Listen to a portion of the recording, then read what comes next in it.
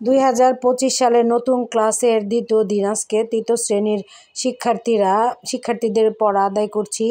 তো গতকালকে পড়া ছিল ল্যাঙ্গুয়েজ, লেটার, মাদার টাং, এগুলো আজকে লিখতে দিয়েছি। তারপর আগামী দিনের পড়া বুঝিয়ে দিব। তো আসসালামু আলাইকুম, কেমন আছেন সবাই? আশা করি ভালো আছেন, আমিও ভালো আছি আলহামদুলিল্লাহ। তো আপনারা সম্পূর্ণ ভিডিওটি দেখবেন, দেখে বুঝতে পারবেন যে আগামীকালকের কি পড়া। তো প্রতিনিয়ত আপনারা ভিডিও দেখলে পরের দিনের পড়াগুলো বুঝে নিতে পারবেন ইনশাল্লাহ। সেন্টেন্স কাকে বলে? কতগুলো ওয়ার্ড বা শব্দ পাশাপাশি বসে যদি সম্পূর্ণভাবে মনের ভাব প্রকাশ করে তবে তাকে সেন্টেন্স বলে।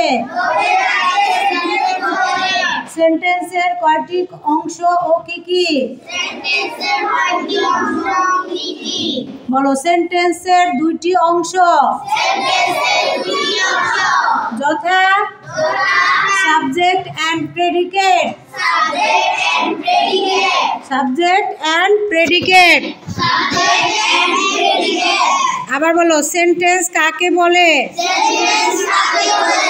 কতগুলো ওয়ার্ড বা শব্দ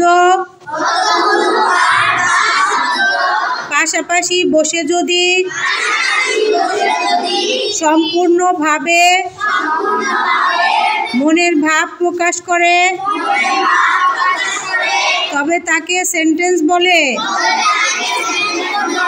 সেন্টেন্সের দুইটি অংশ,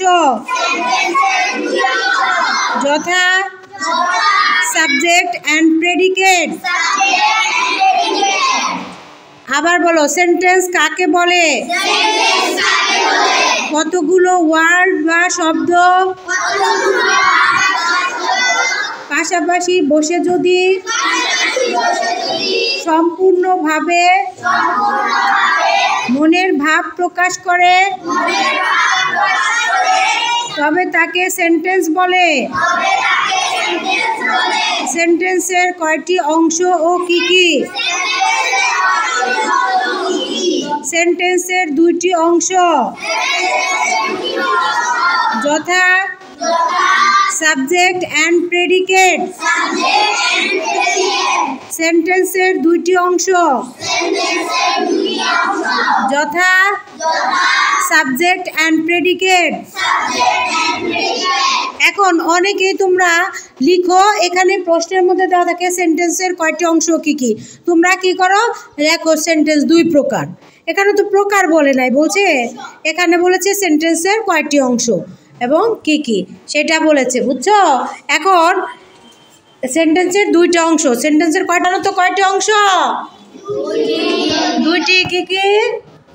সাবজেক্ট অ্যান্ড প্রেডিকেট। তাহলে এখানে এক্সাম্পলের মাধ্যমে আমি বুঝিয়ে দিয়েছি, যেমন আই ইট রাইস, আমি ভাত খাই।